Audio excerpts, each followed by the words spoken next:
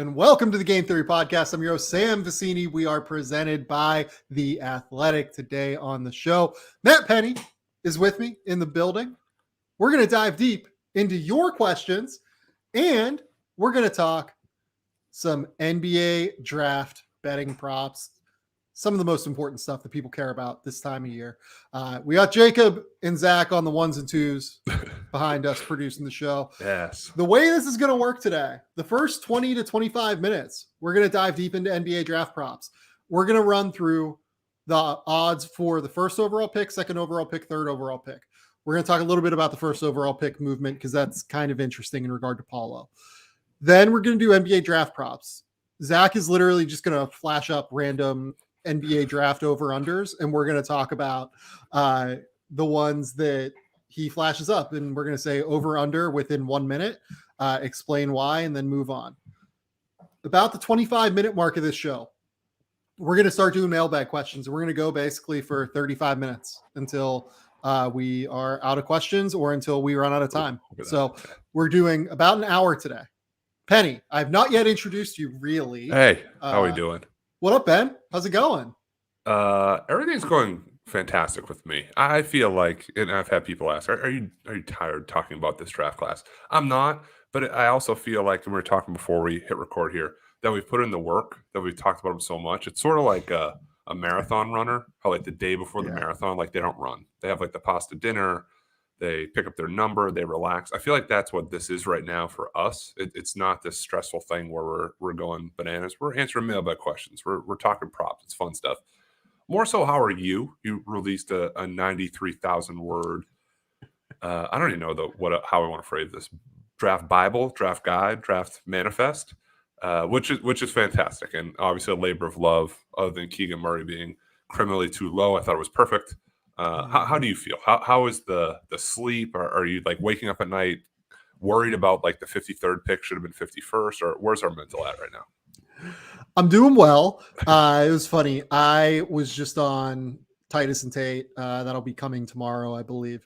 And their producer, Jim Cunningham, who is terrific, he literally listed out a list of great American novels that are shorter than the draft guide. And I was just man. I think I've heard of like half of these. I knew that the first two Harry Potter books, they're always the ones that I note as being shorter. Really? That's actually impressive. Because the Harry Potter, even if you didn't read them, you remember kind of growing up, whatever, they were really thick. Like those books were not short either. As I got on in time. Yeah, the first two are not bad. I did not write Goblet of Fire length shit. I will say that. Having said that, though, it's a labor of love. I enjoy doing it. I have so much fun, releasing it out into the world. I'm so appreciative of everyone who, sent me kind feedback on it or just said like it's psychotic, because it kind of is. Let's be real with it. There's a dash, right? Isn't there a dash of psychosis and madness and genius too? So it's got to be that. It can't be the full labor of love. There needs to be some craziness. Yeah, like 50% psychosis, 45% madness, and then like 5% genius, I would say. But no, it's super fun. I obviously also released a mock draft today, which is a good way to transition into us talking about draft props because, obviously when I do the mock, I am projecting the way this thing is going to go. When I do the draft guide, I'm just telling you what prospects I like at the end of the day and where I have them ranked. So in that vein, I think that we should start by talking about the number one overall pick prop. Zach, if you could flash that one up on the screen for us. Look at how high tech we are now, growing. It's unbelievable. Oh, man. Jabari Smith is currently down to minus 185. He was floating down around like 145 at one point yesterday. Chet Holmgren has retaken the second spot after heavy action got Paulo Banchero up from he was at 18 to 1 in some books, 12 to 1 in some books, and is now at 2.4 to 1 at plus 240. Did you have any strong reaction as the markets kind of pushed Paulo toward the number one spot and then created mass hysteria in NBA front offices with people wondering wait, who did they talk to? Know who something? was that? Who did they talk to? Who do we know? I really try to stay away from it. Today was the first day I actually looked at some of them because so much changes, and this is going to change again. I don't know how much the top pick will. The rest of the draft, it's so wide open with trades. And hey, is he going seventh or is he going ninth? It really depends on the team. There's a lot of teams trying to move up, some trying to move back, and that'll shake out a lot of it. I was surprised a little bit how significantly Paulo shifted. The workout feedback has been overwhelmingly positive. We talked about that on the last podcast. I don't know if number one Orlando is necessarily the place where he's going to fall on draft night. I don't really love these odds to hammer one side or the other. It's funny how it moves now by the day. If I had to, said what's your money on, I would still take Jabari Smith Jr. as the favorite, and obviously on the board it's the favorite there too. But it's not like alluring enough for me to say, hey, I'm going to put some money on it. So, if you remember on the last podcast we recorded, we were asked this question by Jack Miller, who writes for Establish the Run and is always very curious in these props. He literally asked us, like, how would you handicap the number one overall pick race right now? And you just handed it off to me. And I said, look, I think that Jabari at minus 200 is probably a little bit aggressive. I would have him at minus 165, and I would have Chet at, minus one or plus 130, and then maybe Paulo at 4 or 5 to 1. Chet and Paulo have kind of closed a little bit, but the markets kind of came back a little bit toward where my initial reaction is, and that's where it was at yesterday. So it was literally at Jabari at like minus 160. So I am not super surprised by the movement. I think it's mostly a reaction to the fact that NBA front offices are genuinely split on who they see as the number one overall pick, despite the fact that people who do mock drafts like myself, John Gavoni, Jeremy Wu, guys that, have real sources and guys that have done this well in the past, we all had, unfortunately, a consensus where all three of us had Jabari, Chet, then Paulo. And I still think that that's by far the most likely outcome here at the end of the day, is that it goes Jabari, Chet, then Paulo. But I also am cognizant that I don't think that this decision was made like immediately upon when the lottery happened. And these guys are all very close. These guys are all really ridiculously close. And I do think that there's a real chance like the pre-draft process maybe could have swung things for Orlando in a real tangible way. I don't think this was done by any stretch of the imagination when the lottery happened. I don't know that it was done as of, a week ago, right? I don't know if it's done yet, to be honest.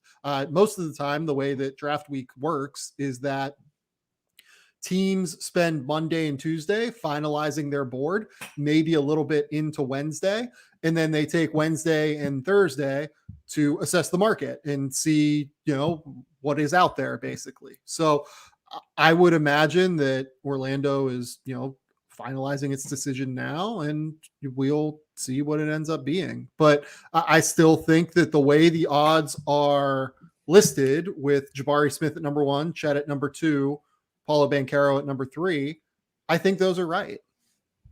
They are right. And just as a prospect, kind of like quick breakdown on it too. And you talked to us with Andrew and Alex. I know it's the NBA, the athletic NBA pod, or down to dunk, whatever we're down to do.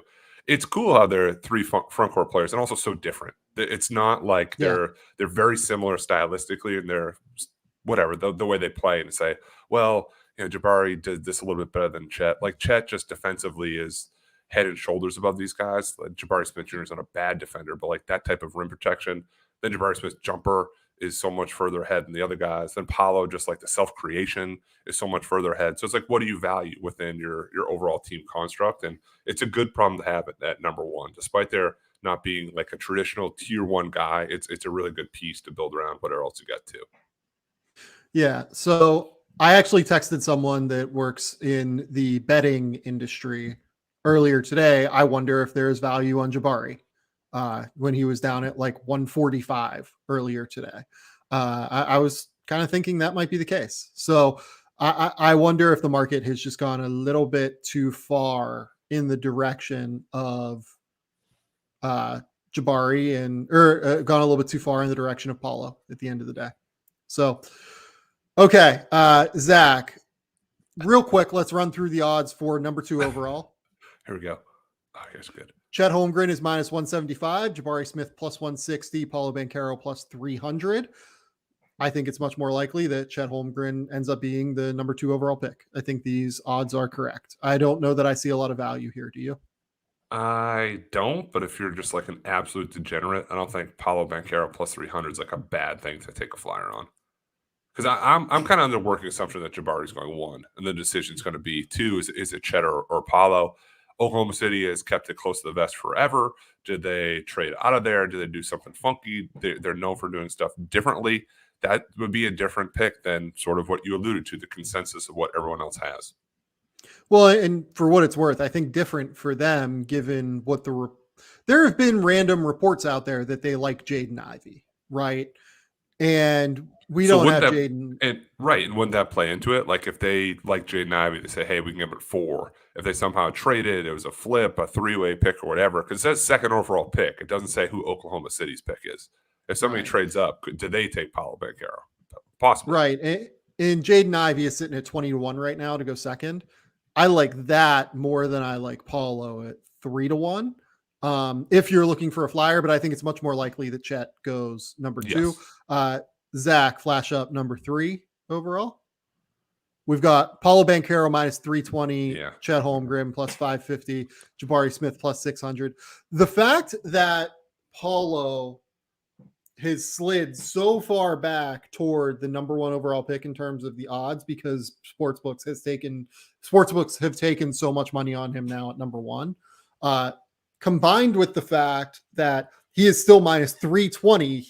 Him going number 3 is actually the biggest favorite out of all of these top, realistically, like 5 picks, I think, even.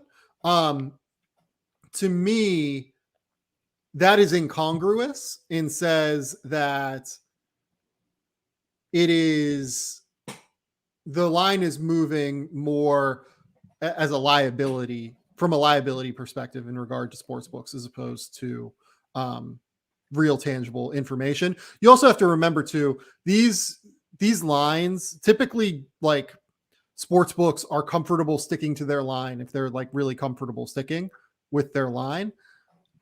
Those lines, like in games and futures and everything, those are more based on like algorithms. These are like informational, like exotics almost in some ways. And I think sportsbooks have to be a little bit more aggressive in regard to covering their ass in terms of liability. Again, this isn't to say that Paulo has no chance to go number 1. I think that the odds now are like somewhat commensurate with what they should be.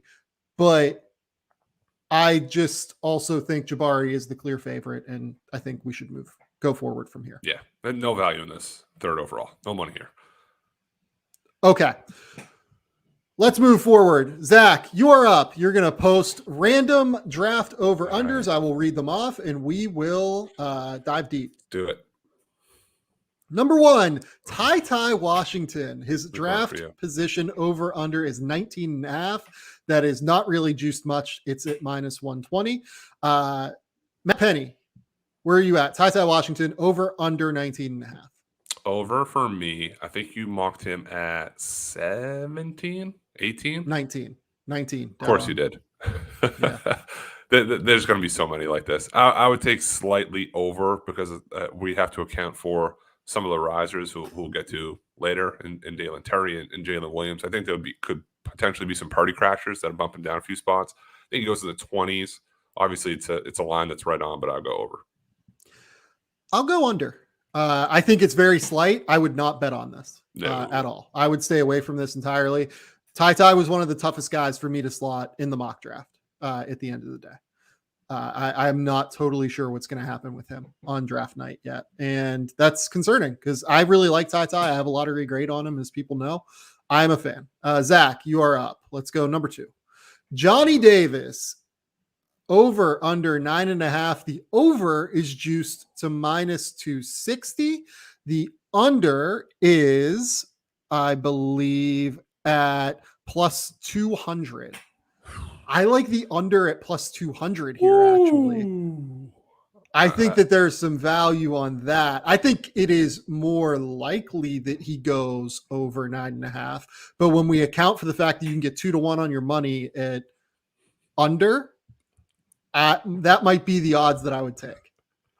You look like such a Vegas sharp right now, like just a little like zany, go around. It's 2-1.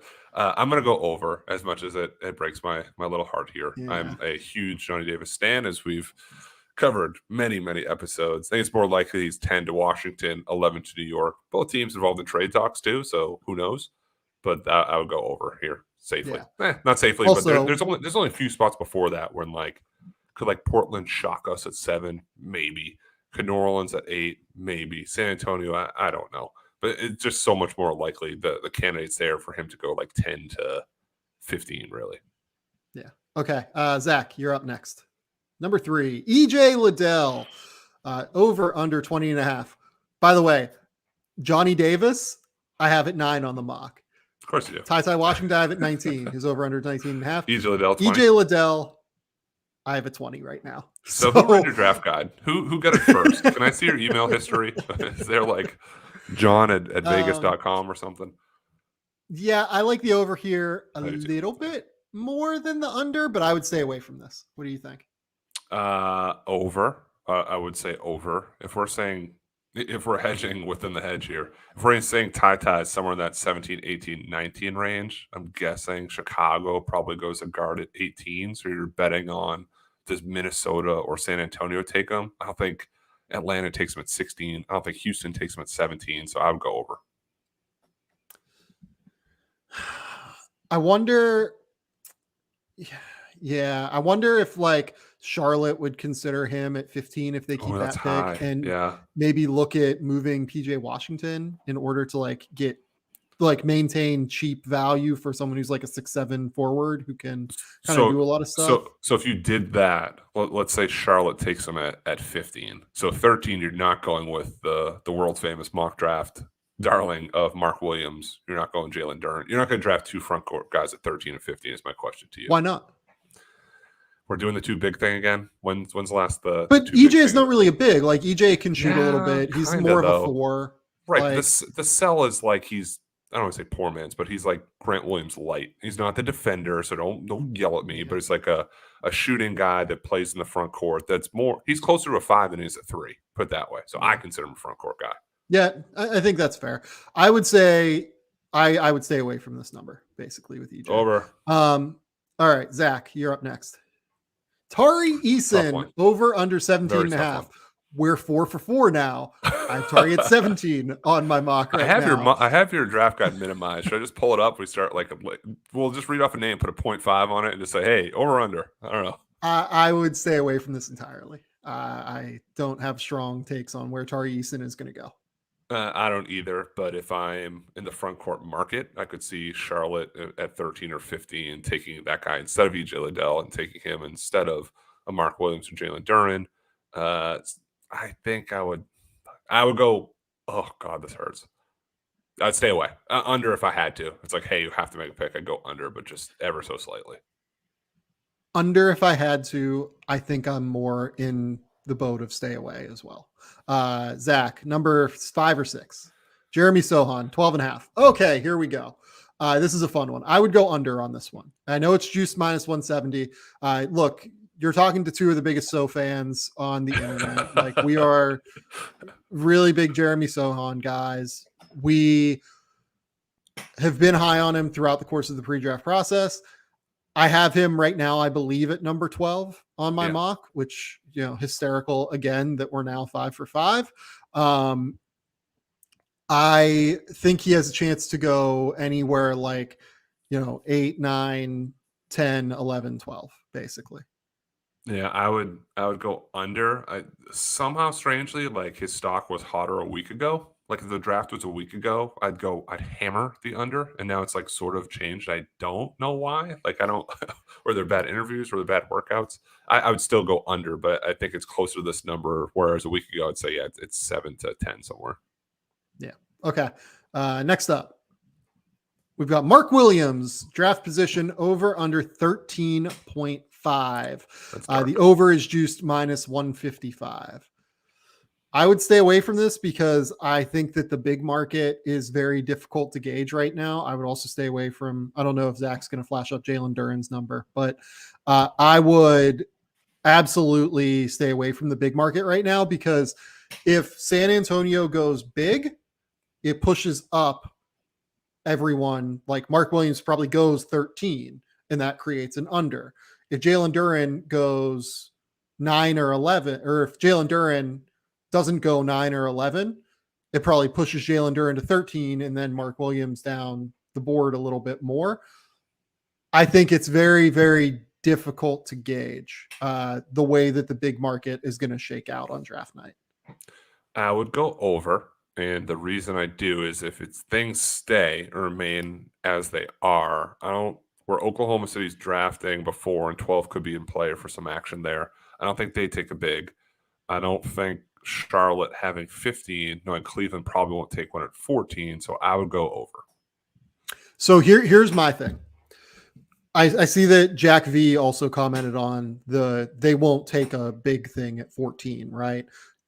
If I'm Charlotte, I am taking my big at 13. If I am taking a big, safety. If you really like him, if that's like your guy, you're enamored, we got to do it. Yes. Because then you run the risk of Cleveland getting bowled over by an offer by a team trying to jump you at 15, with everyone knowing in the process that someone that you're taking a big at 15, basically.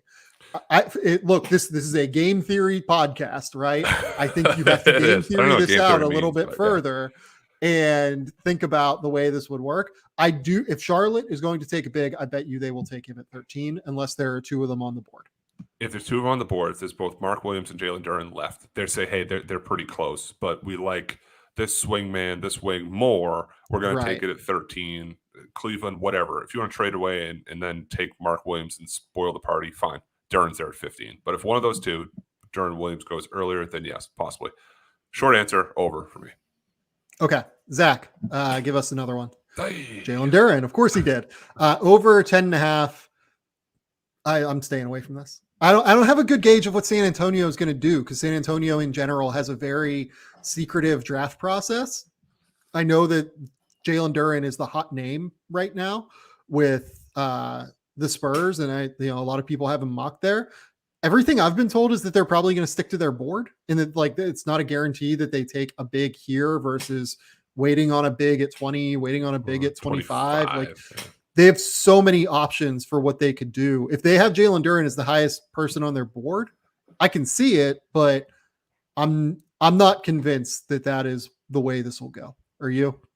I'm not convinced, and this might shock some people, although it wouldn't be me. I'm going to go under. I would stay away from it. I kind of have an inkling that for a guy that is 19 in November, that he's looked good enough during the pre-draft stuff. He looks fantastic. I don't say good enough. He looks like you built him out of a laboratory of what a post player, a bruising, rebounding, running post should look like. I think somebody's going to fall in love taking the top time. All right, Zach, give us another one. Ochai Agbaji, over under 14. I'm very confused by this number. Why? 14 is high, man. And for it to be juiced as high as it is at under, like his over 14.5 is plus 150. I'm taking that all day. The over, right? Yeah, I'm taking over all day. Plus, this is one of my favorite that we've had so far. Me too. That it does seem. I think we're using high, low, in other directions, but it seems like this number should be 17.5, and then I'd have to think about it. 14.5. That would basically mean that someone from New York, Oklahoma City, Charlotte once, and Cleveland take him. I don't know. Everything from Ochai, good, bad, and different, has been similar throughout the year. He's gotten a lot better, and then everyone just sort of slotted him like 10 through 12, and guys rose, guys fall. And he's just slipping down naturally just because of other guys making their ascension. It's not that he's done anything to hurt his personal stock. I think other guys have just helped a little bit more, and you start looking at the age and second guess if he can be a 3-and-D guy and what else does he do. So I'm going to take over there. Yeah, I agree. Over plus 150. That is like a very strong one for me. Zach, Let's go a couple more. Dyson Daniels. I hate that one. Over under 7.5. Minus 195 juiced. I think I'm going over. Just slightly, just very slightly over. I have him at 7 right now, so this is a pretty dead on number. If you're making me pick, I think I would go over. The thing that's interesting for me here is that the over under is juiced so strongly toward under here at minus 195. Dyson Daniels over is plus 160. I think I like over 7.5 plus 160 if you made me pick here, but it wouldn't be far over. I cannot see him getting out of the top 10. Agree. I'll go over. This is another trade dependent one with Sacramento at 4, Detroit 5, Indiana 6, Portland 7, even New Orleans 8. We've heard kind of like floated offers, whether real or not, but at least gauging the market. Those could be completely different teams, and somebody could just be leapfrogging to get him at 7 because I think New Orleans likes him at 8, San Antonio at 9. Stay away. Had to. I'm going slightly over though. All right, Zach, give us one or two more. Walker Kessler over under 24.5. There's been like one easy one so far. I think this is difficult.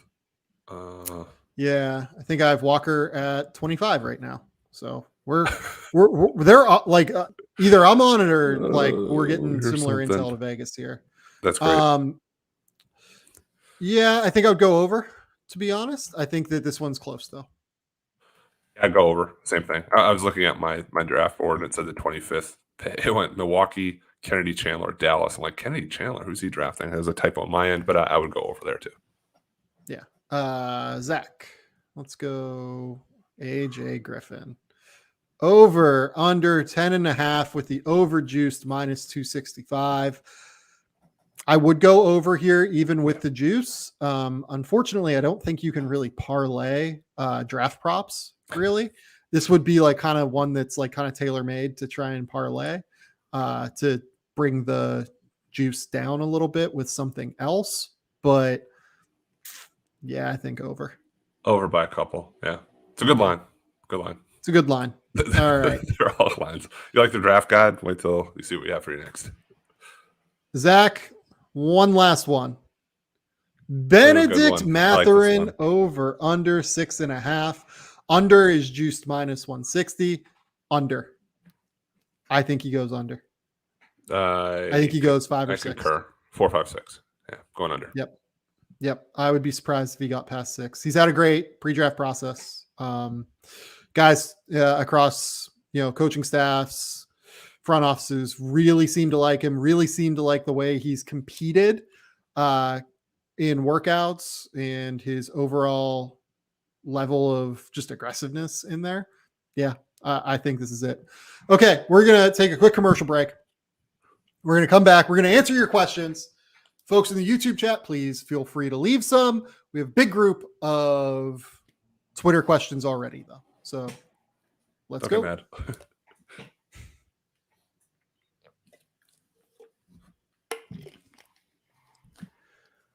All right, folks, we're going to bring in Zach and Jacob. Fast. They're going to come in. They're going to chat a bit about these questions that we've got. I think we got a lot of great ones into Matt and I's Twitter mentions. We got a couple here coming on the YouTube chat, which is good. So Zach, Jacob, whichever one of you wants to go first, shoot Matt and I a question. All right. Kind of perfect here because Walker Kessler was one of the last draft props you guys did. So at Gym Teacher 215 says, if Walker Kessler is there at 23, do the Sixers draft him? Why? Yeah, that's very specific. That's very specific. Yeah. They've had a question with bigs for sure going back now. Like their backup center position has been an absolute nightmare for a few years now. If I'm drafting at 23, and I think the Sixers, just given Daryl Morey's draft history, he tends not to like drafting young players. I think he might try and use it as a trade chip in some manner, just given his past. That has nothing to do with what I've heard. That just has to do with me like judging Daryl and like knowing your scout on like the GM basically that's involved here. I think that if you're drafting at 23, you need to take a guy that at least has a chance to play in your closing lineup. Right. And I don't think that Walker Kessler has a chance to play in their closing lineup. Yeah, you're drafting more or less a backup at that point, right? Yes. Yeah, you don't. I wouldn't. I'd swing. That's what the draft's here for. You swing for potential starters, guys down the line. Although Walker Kessler's a good player, I don't think he starts with the pieces that they have. So I would not take him there. I wouldn't. Yeah. All right, Zach, give us the second question. All right. This question comes from Noah TH11. Which top 15 prospect could you see plummeting down the boards to 20 or even further? Plummeting. So how far is our plummet here? 20s, yeah. Guy that's seen as a lottery guy going in the 20s. There's a world, despite me waving the flag for the last 3 months here. I think there's a world Malachi Branham could be that guy. That's the name that stands out to you the most that could go down to the 20s. Like if we talked about bigs, we talked about maybe Dern could go down 5 or 6 spots, right? Mark Williams could go down 5 or 6 spots. I have Malachi very high. I think 9 or 10. Most people have him around 15. If he ends up at 20 and people prioritize Ochai Abaji or Dalen Terry leapfrogs him, that wouldn't blow me away either. Yeah, Malachi Branham, I think, is the one that stands out to me. Ty Washington, we kind of talked about at the jump, but his over-under now is like 19.5. So I don't know that he's necessarily seen as like that lottery guy anymore. But Malachi Branham, I think, is a good one, a guy that is still mocked, top 15, top 16 pretty regularly, that I would not be surprised if he ended up falling down the board a bit.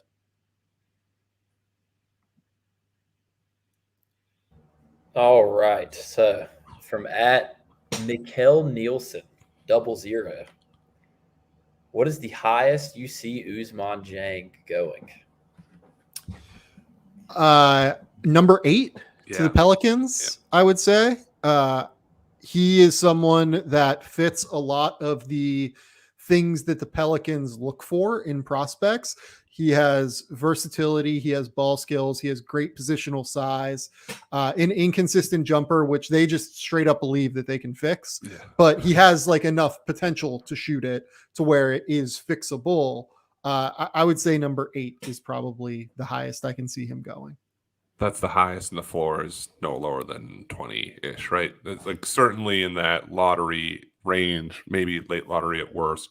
And a guy that flew up, I don't know how late it was, January or February, when I circled back. I had him outside the first round. I'm like, I don't see this at all. And got better, finished strong. And I think I put him at 20th. I don't know how high he is on your board versus your mock. And some people were kind of like, how dare you have him 20th and not higher? Like, hey, I had him 43 like a month ago. Like, I'm getting there. It's just an acquired taste. I like him. It's not even like it's not like a strength thing, because if I say he's too skinny, people yell at me and say, well, you have Chet number 1, you idiot. And I agree with that. It's more just like the physicality, it's the rebounding. How does that translate to the NBA being 6'10"? Well, he doesn't like going in the tough areas, I think, right now. It's a lot of, I'm going to take a little running floater instead of using my length and extend to finish around the basket. It's, I'm going to, kind of fade away at the rim when I'm going to try and finish. Not the most physical defender, although he has real tools defensively with his feet and with his length. So yeah, he just needs to get a little bit stronger, I think, and a little bit more willing to go in those areas. Okay. I forgot. Jacob, I think you asked that one. Zach, you're up. Let's go, Zach. Does fall to me at Thunder Draft. Curious, why is there such a vast disparity between Sharp and Hardy on so many of these draft boards? Shaden is enormous and long and more athletic by a pretty substantial margin, while being a similar level pull-up shot creator. Hardy might have a little bit more juice off the bounce in general. Like, his craft off the bounce is very legitimate. I think he has a case as the best technical ball handler in this class in terms of using change of pace and change of direction. And I have, Jaden Hardy at 20 and I have Shaden Sharp at 9. So I think I'm probably a little bit closer on these two than where other people are. but yeah, the difference is just like size and athleticism at the end of the day. I have him almost in like two completely different buckets. Like I wouldn't even consider them Yeah. positionally like the same player. Like Shaden with his length can play up the lineup. Hardy's just kind of like a straight combo or two. Like no way I'm having him guard threes. The explosion is a complete different level. Jaden's never had that. Jaden has a lot deeper range off the pull up, especially in high school, like kind of in the gym type range where he can pull up from anywhere. And I don't think Shaden has that, but Shaden has better like functional shot creation. Like he can do it without taking 8 dribbles. It's like 3 or 4 that you want to get down to 2, just like a step ahead a little bit in that way. Yeah, that's a good one. All right. So at Nick X Smith 30, outside of the obvious guys like Paolo, who are the most NBA ready guys in this draft and why? I can kick this one off here. Yeah, go for it.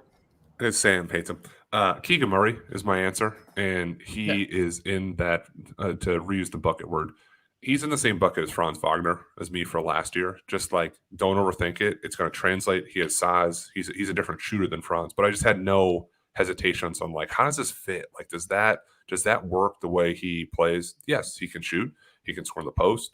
The defense is good enough. He can play in transition, different paces. He's used to being just like a cog in the whole thing. He's used to being this heliocentric guy. So he's going to go into a place wherever the franchise is that picks him and just be ready to contribute from the first day. And he's a little bit older too, which I think helps that he's 21 years old. He's not 18 or 19. The curve is not as steep as some guys. So that's my answer. Yeah, my answer would have been Ben Mathurin, who I have at number 5 on my board. I think he is going to be ready to step in immediately as a movement shooter. Defensively, it might be a little bit rough early on. He just needs to engage a little bit more consistently on that end. But I think Ben is going to have no issues making an impact as a rotation player very early. I want to take a question here from J Black Productions in the YouTube comments here. Yeah. And I just want to give Matt the floor to be able to expand upon this. Can you guys help me out with Johnny Davis? I know you guys love him, but I'm landing more alongside Hollinger with his lack of separation, finishing, and shooting. He screams college player to me. Matt, I just want to give you one final opportunity to evangelize about Johnny Davis as a draft prospect, as you have done throughout the course of this year, because this is the last time that we're going to be doing a pre-draft podcast. This is a pre-2022 draft podcast. Yeah. I read John Hollinger's article. He does a great job, puts in the time. I scrolled down. I kept scrolling and scrolled some more, and I scrolled. He's 29th. I think that is insanity. Yes, he was inefficient. He was. He took some bad shots. He had to. I believe in his own shot creation. I believe in how he plays off screens. I believe in the toughness that he has both offensively and defensively. He finishes well by the basket without being a super athlete. His competitive juice and fire is otherworldly in terms of like this draft, and that's why he's solidified himself as a lottery pick. The 3-point shot has to get better. I'll own that. I'm sure he'll own that. I'm betting on the rest of the tools as a guy, as a sophomore who carried Wisconsin to the Big Ten title. I know that's like screaming college guy. 37 points at Mackey Arena against Jaden Ivey Purdue. That doesn't scream college guy to me. Hanging 30 on Houston in the Maui Invitational is not that. Carrying his team on one leg and then NCAA tournament is not college guy to me. So I'm in. My chips are in the middle. I'm pro Johnny Davis. I actually like him more in that like 7 to 12 range as opposed to 4 to 5, which I thought earlier. Better places for him to land, grow, develop, and be a piece. Yeah, and as Evan Glansman says in the YouTube comments, he has a Taco Bell commercial, so that's also an important note. Which I thought was awesome. That when you're with Andrew and Alex, one of the trivia questions was what Taco Bell product was in the commercial, and I was driving and I laughed, and I'm like, as much as I like Johnny Davis and Taco Bell, like it didn't even cross my mind what he was like eating. I was like, it's a taco of yeah. Sorry. I just trust Johnny Davis to figure it out on some level. Like, he's a great defender. Those guys figure it out. I understand that, like, there are worries about how his offensive game translates. That dude is just tough. Like, he is going to make it work at a high level in the NBA, I think. How high of a level is that, being the 6th man off the bench? Is that being, a tough defensive starter who only takes open shots? I don't know, but he's 6'6". He is a very real athlete, and he fights his ass off on the court. He has he's considered this on-ball player only because of what his role at Wisconsin was. And I want to bring up this idea because I think that this is a really good point. I saw this on Twitter earlier. Mike Procopio, who was a scout for many years, now hosts a podcast with Andrew Bogut. He mentioned that there are 510 players in the NBA right now, and only 108 of them take at least 10 shots per game. The other 400 guys in the league are not going to be primary scorers. They need to bring other things to the table. I think that Johnny Davis's defense is going to allow him to stick. His ability to play off the ball defensively is going to allow him to stick at a real level. I am a believer in Johnny Davis. I have him in my top 10. I've come around on Johnny Davis from where I was later, or at the start of the process a little bit. Yeah, it's similar to what you said about Procopio, about Brad Beal, how he talked to his AU program after a game they lost and blasted them and said, like, how many guys scored 20 points per game in college? Nobody said anything. It's like, all right, well, how many guys score that in the NBA? There's so few players that do that. I mean, you're even talking about shot attempts. Johnny's got to be able to impact the game beyond just the scoring. He's not this guy that needs the ball in his hand to do it. He can do stuff off the ball and also probably played out of position, similar to Ty Washington with Severe Wheeler, similar with Kenny Chandler played like off the ball this year. I don't think we've seen like the fully optimized version of a lot of these players just based on college too. Same with Jaden Ivey, right? Jaden Ivey played on ball, off ball, clogged the lane. It's been beat to death, but we haven't seen the full Jaden Ivey either. Okay. Sorry to interrupt, guys. Zach and Jacob, you're up again. All right. I believe the mantle has been passed to me. At PNW Sports 503 asks, which prospect has risen or fallen the most since the season ended? Probably Jalen Williams, right? I would say Santa Clara. Jalen Williams from Santa Clara, Dalen Terry from Arizona, and I'd even throw in Blake Wesley in that bag too. Those are my risers. In terms of risen or fallen? Risen. I mean, when Blake Wesley declared, you and I potted like, hey, it would be great if he like went back to school and played with JJ Starling at Notre Dame. Like, that would be a thing. Now he's more mentioned, and who knows, but like people's personal boards, he's somewhere between 15 and 20. When we started, I had him like 30, 28. So a jump of 15 spots or so is significant to me. Yeah. No, I have Blake, I think, at like 23, 24. I like him. I get it. I get the upside. I would say Jalen Williams at Santa Clara is the answer here. Look, at the end of the season, I probably had him in the 50s somewhere, and he is in the green room right now. He is. Crazy he story. has taken everything and just run with it at the end of the day. In Santa Barbara, working out with the guys with BDAWME, he has taken it and run with it at the combine. Every opportunity that he's had, he has been absolutely outstanding in every capacity. And he made everyone notice that he is a genuinely elite or genuinely great wing prospect in this class. Maybe not quite elite, but his overall well-roundedness as a ball handler, passer, shooter really stood out. And then he's 6'6" with a 7'2" wingspan, and that always helps. Who's the faller then? We can't cop out completely. That was the biggest riser. We got to go -10 a little bit. Biggest faller. I mean, it might be Walker Kessler, like through no fault of his own, just like people realizing that, bigs aren't crazy valuable anymore. And that was kind of nuts too, because it was almost like a March fall. Like February, we're still middle of the first, and now we're debating whether or not to go 25th. Yeah. I mean, like, does Pat Baldwin count? Yeah. Depends on kind of where you had him. I mean, where did you net out with him? Yeah, I have him outside the 30s. I do have that. Yeah, I have him in the 40s. So I have him 41st. So I think end of the year is 25th. So that's probably the biggest drop on mine. Walker Kessler, it's a good one. Those are probably the two. Everyone else is within 4 or 5 picks of each other. Going down. All right, Jacob. So this one kind of relates to the the best fits and the what each team should do episodes, which Oh, God. if you have not went and watched those, what have you been doing? Hop on. But at Rohan DM99. So I'm asking you guys to stand firm on your best fits here. Don't remember. Rohan DM99 says, what is your favorite potential team player fit in the top 10? Oof.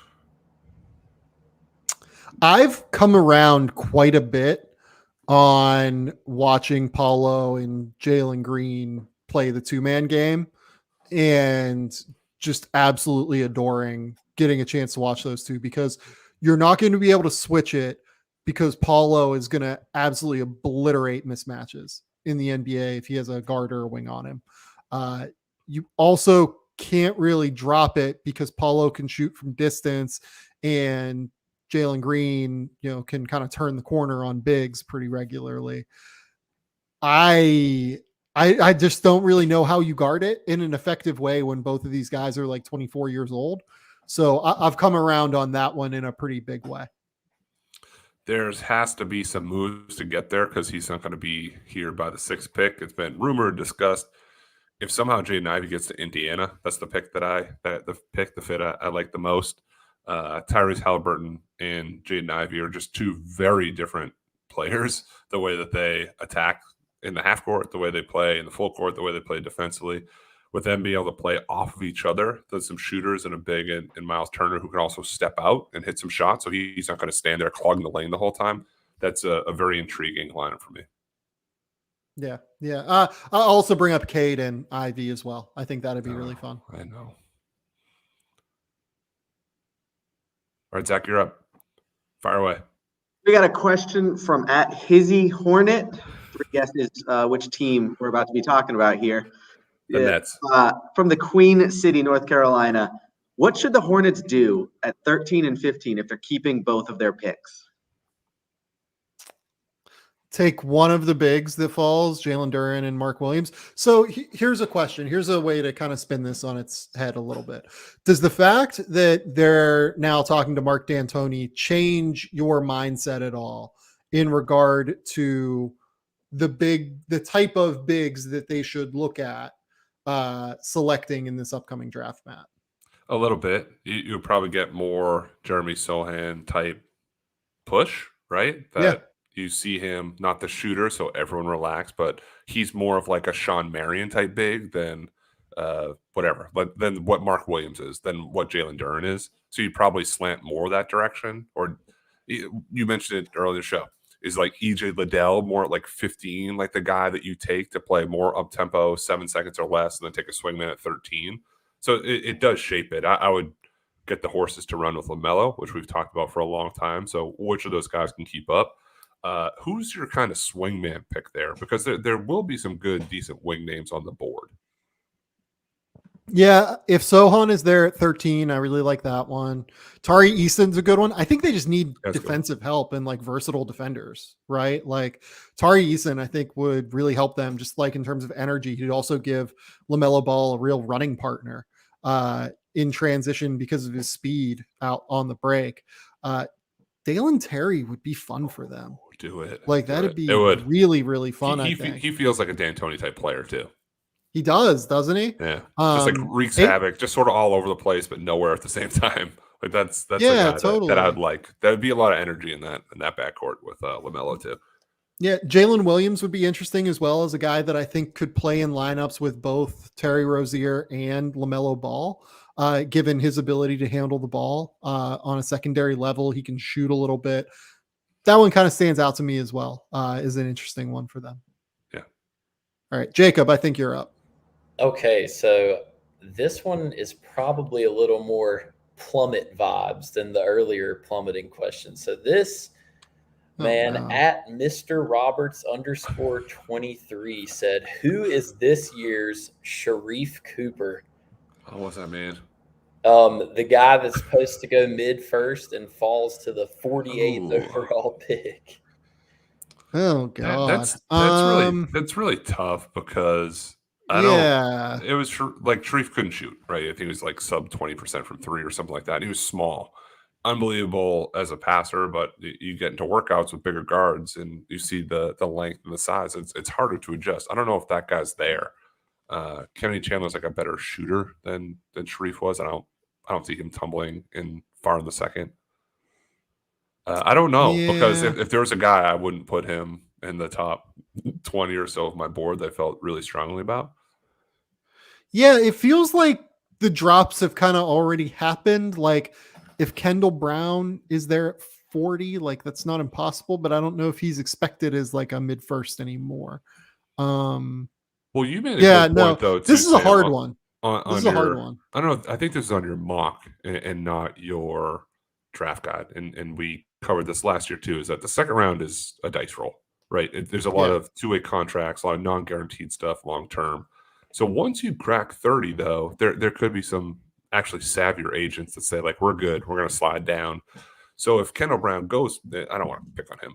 If player X is slotted to go 27th and go 40th, that might have been their own doing too. Like, you don't have to overreact and say, like, I can't believe this guy slid so much. He may have slid to his own self-made decision of a team where he thinks he can go and earn minutes and get into rotation faster. Yeah. I'm going to take one real quick from Ellison Orcott on Twitter. Vince Williams, drafted or undrafted? Undrafted. I think that he fits right into this mix, right? In terms of like, look, Vince Williams is probably going to be on a two-way to start next season. And whether or not that means drafted or undrafted, we'll see, right? I like Vince Williams. I had him as a priority two-way guy for me in the draft guide. As you could see, one of my top, I think 10 names, 12 names, something like that. Yeah, I like Vince Williams, and the shooting is interesting. He's a good defensive playmaker. Teams have some worries about what he'll look like whenever he's matched against quicker guards. I think he actually guards a little bit better up the lineup as opposed to down the lineup. But yeah, I like Vince Williams as an interesting dice roll as a two-way. Whether or not that means he gets drafted, I don't know.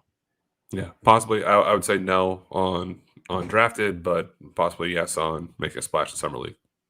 Somewhat unexpectedly. Okay. Zach, you're up. So at Trust the Void wants to take a little bit of a step back and wants to know, what do you think so far about the G League preparing and helping these prospects get to the NBA? Matt, you go first. Great. I like it. I actually enjoy the program. I've been to their games in person. The biggest thing about the G League is they are prepared. It's the rubber is beating the road faster, and you better be ready. There's nowhere to hide. There are NBA veterans and guys crawling their way back in the league, and the Jalen Greens, the Jonathan Kumingas, the Jaden Hardys, they have an enormous target on their back. It's not small, it's an enormous target because they know all the NBA teams that have these picks we're talking about are watching their games because of that. So if I play for the Maine Red Claws and I'm playing the G League Ignite, I know I'm going to turn it on. And if I'm a defender, I'm picking him up from 94 feet and saying, try to beat me, kid. So I think they do get prepared. At the same time, there is a level of exposure, and that's going to happen at one time or another, whether it's in the G League, whether it's get drafted in Summer League, whether it's in training camp. So it speeds up the clock and the process. I do think those guys are prepared, but it's a harsh reality, and you have to be able to adjust to it. I think some of the guys have, some of the guys haven't. It's a really good measuring stick, and I'm all on board for continuing to grow this thing. Yeah, I think that it speeds up the clock is a really good phrase for it, right? Because you got to be ready. You got to be ready to go. As I think Jaden Hardy learned this year, he struggled early in his G League career. And because he struggled early, I think a lot of people weren't as willing to look at the fact later that he adjusted and was pretty good over the course of the last month he was there in the G League. So I think you got to be ready. I think that you have to absolutely be good to go from day one. Otherwise, it's going to be tough for you. I really think that it has a chance to hurt you as an NBA prospect if you're not ready to go. But if you are ready to go, like Marjan Beauchamp was, it can really help you. I think that him playing in the G League and showcasing what he showcased against other pros particularly helped him way more than what he would have been helped doing it against college players. So like if you would have looked at his numbers and he was a sub 30% 3-point shooter against college players, Yeah, good point. I'm not sure teams would look at him That's first-round as guy. a potential top 35 pick. Yeah. Totally. And the NBA has been smart about having the G League showcase and them being in center stage there, playing it All-Star Weekend and new stuff. They're doing little twists too because it's different. You don't have March Madness. You don't have the Final Four playing in a football stadium, and not everybody in college. I mean, Paolo Banchero was the last man standing, but not all those guys had that opportunity. But they're doing their best to kind of replicate within their world what the big time will be as like a quasi-pro amateurish type level. All right. Jacob, I think you're up. Indeed. So ASAP Afra said he would like to know what the most realistic Jeremy Grant trade that you can think of is for the Pistons to snag another first rounder. You're Mr. NBA, so I passed that one to you, Sam. I couldn't even tell you. I don't know what's realistic anymore because we you joked that before hit record, turn off Twitter, which we do so it doesn't buzz. But also, I don't know what tweets are realistic. Who has actual intel? The trade machine breaks my brain. So this is you, senior writer at The Athletic. It's kind of hard. I think that I'm trying to figure that out. Like looking at the team, I don't know if there's one for like a pick out there that makes sense, right? Like everyone is connected. The Portland Trailblazers and number 7. I would not trade number 7 for Jeremy Grant, as we said throughout the process. Mm-hmm.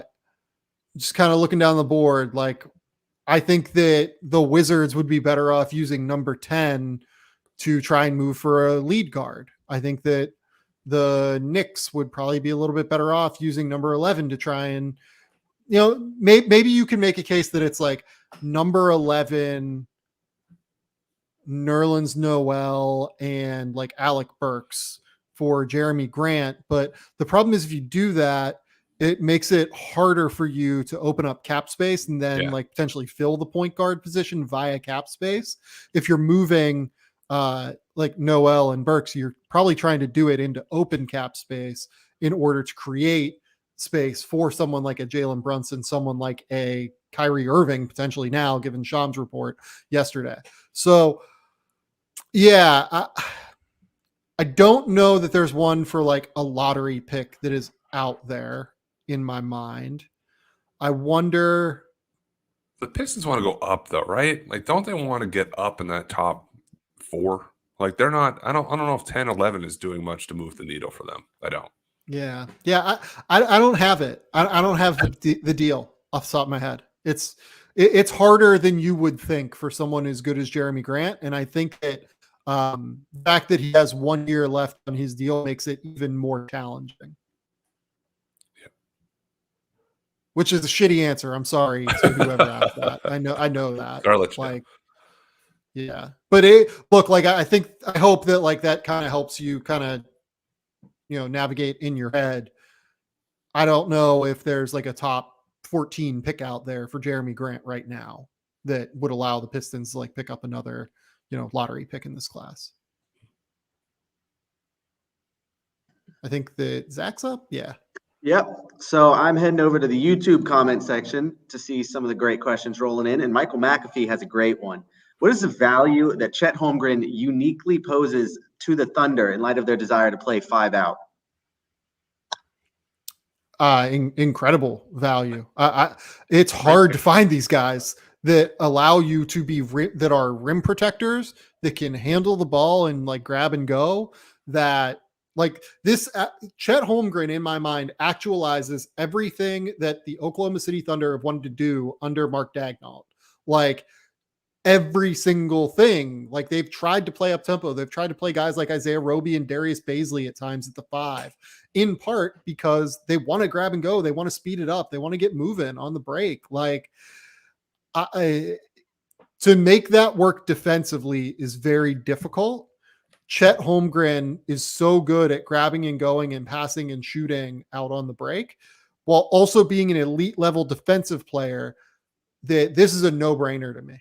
This is this is it. I like this is kind of what they've been looking for in order to actualize things, and he would unequivocally be number one on my board if I was the Thunder. Yeah, and could be right. Could be the guy that they want first overall. Yeah. Everything you said, and it's just like he's not a point guard, but he can grab and go. Right, he can take it off the rim and press and take the ball to the court, hit threes, go to the rim, kick out, block shots down the other end. He does so many things that you wouldn't expect or anticipate for him. He surprises people with his versatility on both ends, and not there yet. That's the other thing. Like, he actualizes it that he needs time and development, and the Thunder continue to stockpile picks, assets, move up the board. He's not a guy that's going to steal all these extra. It's not going to like plummet their draft stock because in the future, because Chet's going to be so good. He's going to take a year or two. I've said that a lot, maybe 3 years. So it stays on their developmental timeline for their franchise too. Yep. Jacob? All right. So this is a kind of a fun one because it gives you guys a little break from this year's specific prospects. So Michael on Sports would like to know a prospect from your early evaluation days that you completely missed on. How Yeah, long this do is we a have? great one.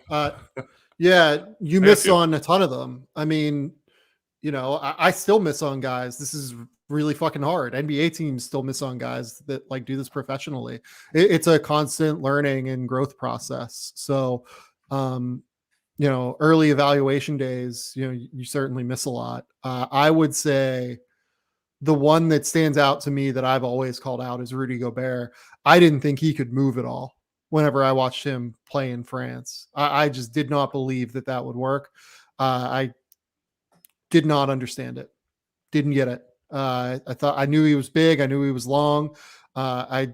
He's done an incredible amount of work on his frame. And what I didn't know was how much of a worker he was, how like tough he was, how strong he could become. I just saw kind of an uncoordinated guy that, wasn't quite as good. And I think that you take every opportunity like that to try and learn how to get better at this. And like he's one where it made me realize like you just unequivocally need to know the background on these guys. You can't just blindly be guessing on prospects and have a good feel for it. How about the other way? How about a guy that you had way too high? Guy that I had way too high. You can chew on it. I'll start. Yeah, with, you go. Yeah. A couple. Skal Labissiere. I didn't think he would miss at 6'11". Yeah. Block shots, run the floor. I quickly realized once he got to Kentucky that I don't know if this is like a clean fit. Like, I didn't think draft night he should have been a top 5 player. Like, he ended up, I think the Kings drafted him late in the first round. But in high school, they said this is an NBA All-Star. I don't know what he doesn't do, and a lot of people fell for it. He beat up Karl Towns at the Nike Hoop Summit, and people were ranking Skal way ahead of him. Emmanuel Mudiay is my other one I had really high. I thought he was going to be a surefire, no-brainer All-Star with just the creation, the strength, what he could do off the dribble, played overseas, when successful. Shooting matters. It does, and that kind of held him back some. Yeah, let's see here. I'm kind of going through the archives. I'm going through the archives of CBS when I was really not very good at this, writing at CBS. I think you're pretty good. Yeah, I'm better at it now than I was. Let's see here. So April 10th, 2015. So this is the Karl Towns draft immediately after. Oh, I really liked Chris Dunn. That's a good Chris one. Dunn. Chris Dunn's a good one. I like Yeah. I quite liked Chris Dunn. I thought that he would be an all defense guy that I thought there'd be like a lot of what we see from Drew Holiday, basically. All defense guy, super physical. And I think he is that on defense, but the offense just never even came close. Was way too wild. I knew that the handle was loose, and I still just didn't, I still just decided to have him at number 4 and number 5 on my board because I thought that he could tighten it up, and I was wrong. Yeah, I was a little bit lower, but similar. I don't say blinded, but I was a little bit biased because Chris is kind of from the area. Played for CBC, Connecticut Basketball Club, was around here. I actually coached him on a camp team before, so it was almost like a rooting interest too. This is your you're fault. good. Okay. Yeah. Absolutely. This was being This is like good. before we even met. This is like Eternal Sunshine of the Spotless Mind or something like this already happened, and we just erased the memory. All right, let's do one or two more. Let's finish on I'll call the one that I think is a good one when we can finish on it. Okay. All right, I believe I'm up. Heading back to the YouTube comment section. Is Josh Minot worth a low first round, high second round flyer? And yeah, I'm not quite. I don't remember that. He's not swimming the ocean. It's Josh Minot. It's one of our sweet babies. I wanted to add a little fancy. That's good. We're very classy. Do we? Yeah. It's like Here's a a good question. French podcast. Josh Minot. It's beautiful. Do we think that if Josh Minot was a French prospect from France, given all of his tools and athleticism, do we think that he would go in the first round? Yes. That's kind of like. Do you remember the Jason Capono tweet? Geez, I think Twitter existed. Quote back in the day. He said, "If my name was Jason Kaponovich, I'd be a top 10 pick." Yeah. If it's Josh Minot, probably. Right. It's like Sekou Doumbouya went in the first round. Yeah. Like this is if he's on the same team as like Ousmane Dieng, it's like, oh, Minot, Dieng, who do you like? Yeah, they'd be probably right there. Wembanyama, we're all here, baby. You know, we're not on track. Okay, so low first. Playing for Center Federal. Let's go. Again, John Hollander stole my thunder. I think he has him like first overall or 10th or something. I have Josh Minot 38th. I still believe you take a second round flyer. Second round's just like kind of whatever. This drop in the draft after 20 is hard for me. So I would low first round. There's a few other guys I feel more comfortable taking up to 30. If we're talking 31, non-guaranteed money, we can get him in there. Sure, let's take a flyer. He slashes, he cuts. He's a very good passer. The jump shot is wild. Defends a lot of spots. He's the guy the second round is kind of made for in my eyes. Yeah, I agree with Matt. I have him like at 40. I have not been as high on Josh throughout the entire year. I get the appeal. I like Minot. I would have liked to have seen him go to like LSU or something this year, where he would have gotten to rock. Cody Topper. The reason I mentioned LSU, Cody Topper recruited him to Memphis. He's now, I believe, the lead assistant at LSU. Is he not? Sounds right. I know he's at LSU. Yeah, I think he's the lead assistant. Yeah, like I think that would have been a really great fit. But we'll see. Yeah, I think the second round is made for guys like Josh Minot. I think that Matt nailed that. Yeah. All right. So this is the so good. We've all been waiting for this. J Craw 14, getting the producers involved here. Question for the new producers. You call your own number? Which ISO. I am. ISO for the producers. Bill Russell, sub for myself. I'm clearing out. With which player in this year's draft do you most disagree with Sam or Matt's evaluation? Oh, let's go. Take it. Come on, Jay Craw. Zach, I'll let you lead the way. Made a burner account to ask your own question. Go ahead, Zach. Let's go. Yeah, Jacob, we're not falling for that one. I saw you. Tweet that about an hour ago. My inner KD, okay? I mean, I'll keep it quick since you guys don't tune in to listen to me. Brady Manick is just being disrespected in this year's draft. That's all I'm gonna say. He's being disrespected. I love it. What's the part of the was it part of the interruption back? No, it was I don't know, whatever. Like around the horn, get the minus points. Just like hit the button like 10 times. What are you doing here? I love it. Brady Manick. Brady Manick, two-way contract guy. Let's do it. Tournament Brady Manick, where he was like whatever 86 for 94 from 3. Yeah, absolutely. I fell into that trap before. Johnny Juzang, I argued on this podcast, was a top 25 pick. I don't know if Johnny gets drafted. We can't get blinded by these little windows of games. Take the whole thing, which also calls into data points in the draft. It's like there's the background, there's intel, there's pre-draft, there's the take all of it into consideration, and not just the tournament. Sorry, Brady, great year, great run. We could be lower. I don't think he's a 0. Just I don't have him being drafted. I have him as a top 100 guy. Like I am. I'm probably one of the few that have him as top 100 guy, to be honest. I like Brady Manick enough, but if he's on a two-way, I wouldn't hate that by any stretch. All right, Jacob, where are we at? My disagreement here is going to really make Matt's head just explode because it's also going to make my UNC alumni explode as well. I'm higher on AJ Griffin than I am Johnny Davis. I'm sorry. Like, And I it's get not- it. I It's do. It's not because I'm anti Johnny Davis. It's more like the long ball is so valuable. You know, AJ shot 4.1 a game. Johnny Davis shot 3.9, 45% compared to 30. They're both, I mean, Johnny's a little better defender, but I just think AJ's ceiling is higher. He's 2 years younger. Like, I don't think taking him above Johnny is a bad thing. So I have AJ Griffin at 12. You would have thought I had him at 212 based on the vitriol I've received by having him 12th. My AJ Griffin hang up is this.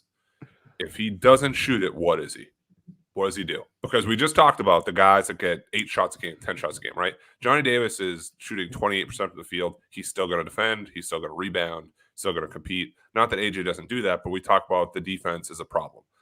Playing off the ball, he can cut a little bit, but the creation off the dribble, he's not like a great passer. So if the 3-point shot, he rolls out and he's shooting 31% from 3, how does he stay on the floor? Valid. Yeah, I think I might also. I just ask. I'm not. I think I might also have PTSD from watching his ceiling game at the Dean Dome. Yeah, this year. that's true. But I mean, Louisville game. it's just like if he can ever learn how to create and get to his spot, I just think like his ceiling is so high. Yeah, I agree. I definitely agree with you too. No, I'm with that. Arrows. Yeah, I'm with that.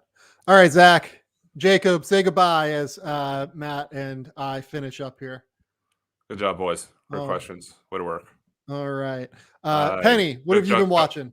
Josh, I can't hit on Josh Minot. It's so good, so good. I'm gonna wake up at like 2 a.m. laughing about it. Nothing new, but I finished We Own the City, and I finished Stranger Things, which kind of hurts a little bit because I love Stranger Things. I thought it was fantastic. The episodes were just long enough where it was like, for me, when I had an hour, they're an hour 20. So sometimes I'd like cut it, watch it the next day. So it seemed like for 3 weeks straight, once I got home from the road, I was watching some installment of Stranger Things.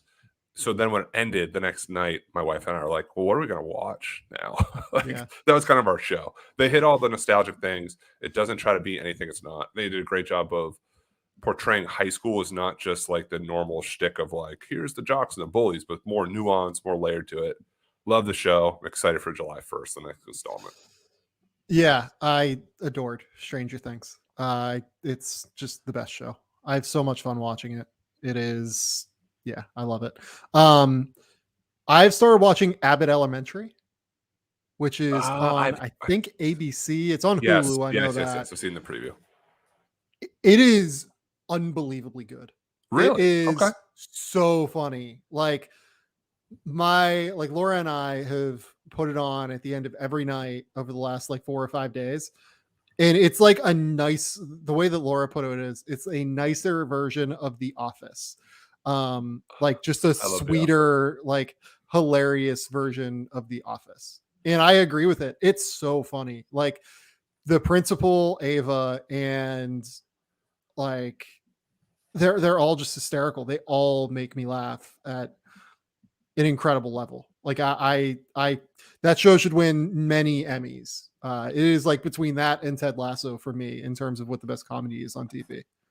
Have you gone back and I know this is also just a repetitive thing. Have you gone back and watched The Office at all? Like semi lately? Yeah. They would not be able to pull off like half the stuff they pull off there either. Like I laughed through not it. Even a little bit. There's not. This was like a moment in time. They moved on. Like can't even like look back. Later seasons do drag a little bit. I wasn't as much of a fan, but the early stuff is so good. So good.